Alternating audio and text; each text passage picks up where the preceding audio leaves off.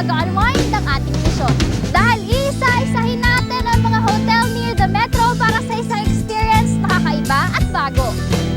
Pero sa instant at hassle-free vacation, tara na at mag-staycation. Kung bonding with nature ang inyong drama, isang tagong bed and breakfast place sa Laurel, Batangas na border ng Tagaytay kayo dapat mamahinga.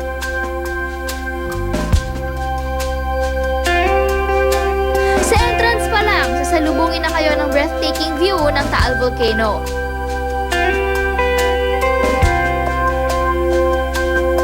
Napakaganda rin ang view mula sa mga kubo nilang pwedeng rentahan ng mga bisita. Sa ibaba ng viewing deck, makikita rin ang pool na nature-friendly dahil imbes na chlorine ang ginagamit na pang-disinfect dito, mga halaman ang ginagamit na natural filter.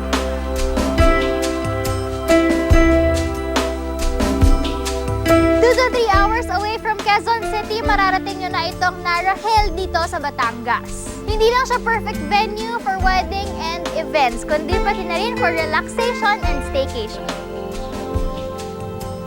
Dahil very private ang setting ng hotel, isang tahimik at payapang bakasyon ang inyong maaasahan. At first kasi ayaw ko talaga tumanggad ng guests, pero yung mga kaibigan ko, pag pupunta dito, sabi niya, share mo naman yung slice of heaven. Kasi this is my slice of heaven that I'm sharing with people. Kung tapos na kayong mag-ikot dito sa 2.5 hectares na area dito sa Narahil, meron din silang available na accommodation para makapag-relax kayo. Itong kubo nila, 2 floors, good for 5 persons.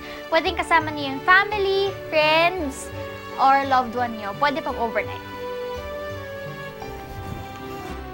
6,000 to 10,000 pesos per night ang rental ng kubo. May kataasan pero sa bawat kubo, may dalawa naman na kwarto, may aircon at may balcony pa.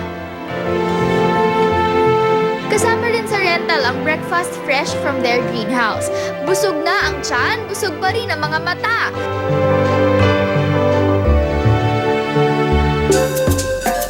Pero kung gusto nyo ng hotel na pwedeng pahingahan pagkatapos ng paggala sa Tagaytay, isang boutique hotel ang swak para sa inyo.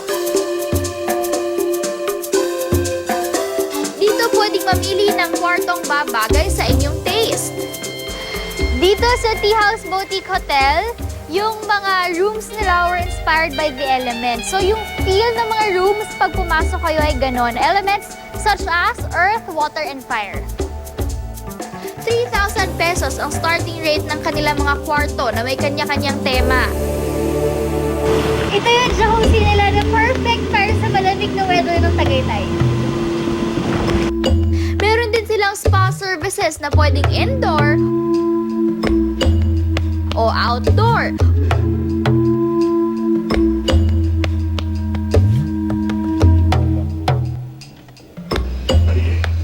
Nakaikot na kayo sa Tagaytay at gusto niyo na mag-relax, dito sa T-Spa, meron silang services. Kaya ngayon ako ay nagpapa full body massage na combination ng Swedish at Shiatsu.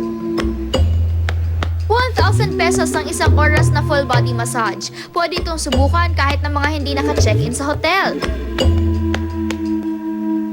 Ipinagmamalaki rin ng hotel ang kanilang restaurant na samot-sari ang ibinibida sa kanilang menu.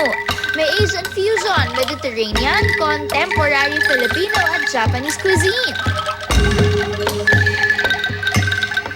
Ito syempre pwede ba naman tayong pumunta ng Tagaytay ng hindi kumakain ng bulalo?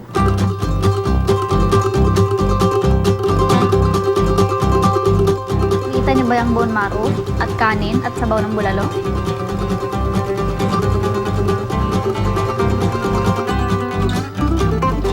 Pwede na maglakwatsa ulit. From Batangas to Tagaytay, ituloy na natin ang staycation sa South. Sa Silang Cavite, merong sanctuary na perfect din sa mga nature lover. Nasa 10 ektarya ang lugar na to na dapat sana ay bakasyonan lang ng isang pamilya. Pero ngayon, available na ito for events. Meron itong 3 zones, ang Holy Family Pavilion, Sanctuary at Mount Carmel. Dahil sa laki ng lupain, naisipan ng may-ari na magdagdag ng mga kasita na merong 1 to 3 bedrooms. Sadyang 4 lang ang mga kasita para exclusive ito sa mga kliyente. People were coming here. They're just driving in, asking can they get married here? Can they use the venue? Can we have a garden wedding? So from there,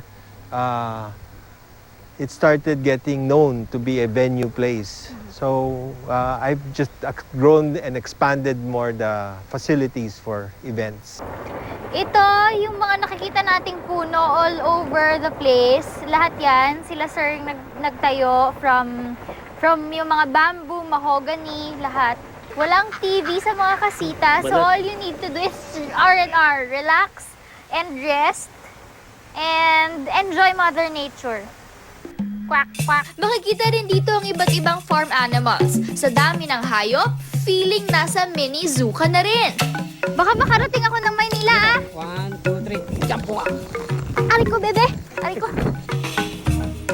Bebe.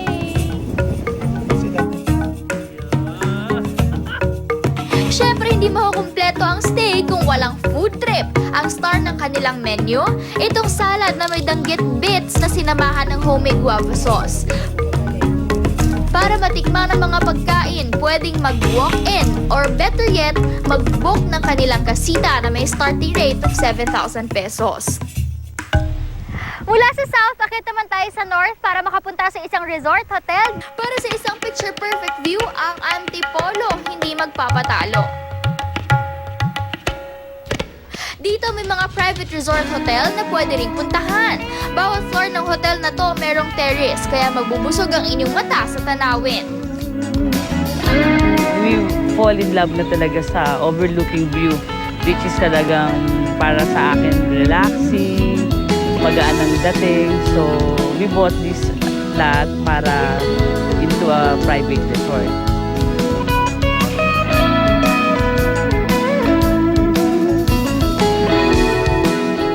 Sa resort na to may 3 kwarto, kaya kakasya hanggang 30 tao. Kung may okasyon, pwede ito for 16,000 pesos per night. Kahit kakaunti ang inyong oras, pwede namang mag-relax. Anytime, sulitin ang bakasyon sa pamamagitan ng Ultimate Relaxation. Ngayong alam niyo na kung saan ang perfect place to relax, pwede na mag-iaan anytime para mag-enjoy to the max.